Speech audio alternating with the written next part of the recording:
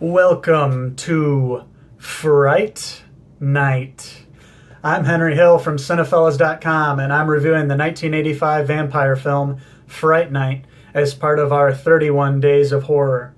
Fright Night is directed by Tom Holland and stars Chris Sarandon as Jerry Dandridge, William Ragsdale as Charlie Brewster, Amanda Bearse as Amy Peterson, and Roddy McDowall as Peter Vincent. Richard Edlund was the head of the visual effects, whom had just worked on the movie Ghostbusters before, and Brad Fiedel, who had worked on Terminator right before this movie, provided the score for the film. The plot of the film revolves around Charlie Brewster. He's a horror-loving teenager, and he suspects that two men moving in next door are vampires when he sees them unloading what looks to be like a coffin out of their Jeep and taking it down into their cellar. A few days later on the news, there are reports of missing and mysterious deaths of girls on the news.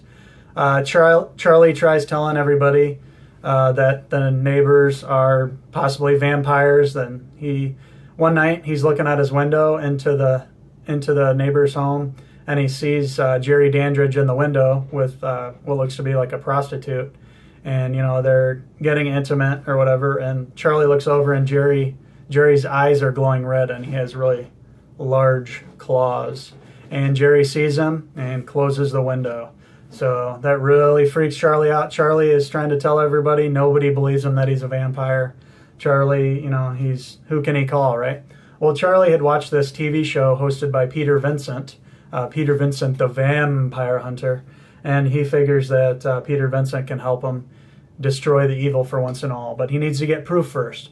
So basically he goes and gets Peter Vincent, and they do the whole holy water and garlic and try to do all that stuff that's supposed to, prove that it's a vampire, and sure enough it works, but he has a hard time, proving it to everybody. So I'm not going to give away anything else about the film. I'll just say this. It has a great score, middle of the 80s, so you're getting a lot of 80s synthesizers.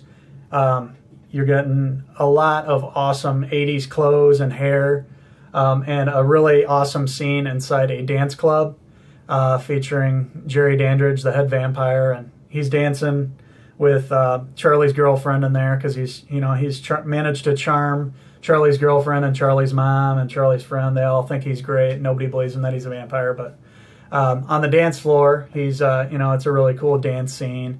And Jerry Dandridge gets into a fight and eventually, takes out a couple of the huge bouncers there at the club, and basically shows everybody that he's a vampire. So everybody eventually believes Charlie, and they have to destroy the evil. The special effects are really awesome. Richard Edlund, head of the visual effects, and his team did an amazing job on the special effects and makeup, and everything are really well done. What else can I say about the film? It's one of the best vampire films that there are. There are only a couple that I'd rank higher. It's a really, really good. I mean, they're cheesy parts, but it's totally 80s, but it's really solid, like a vampire film. Everybody does a great job. So I am going to give Fright Night a 4 out of 5 hair pieces. And I want you guys all to check it out. It's a really great Halloween film, just a good film in general. And like I said, one of the best vampire films that there are. So until next time, stay tuned for some more horror reviews for the last couple days before Halloween. And you're so cool, Brewster. Cheers!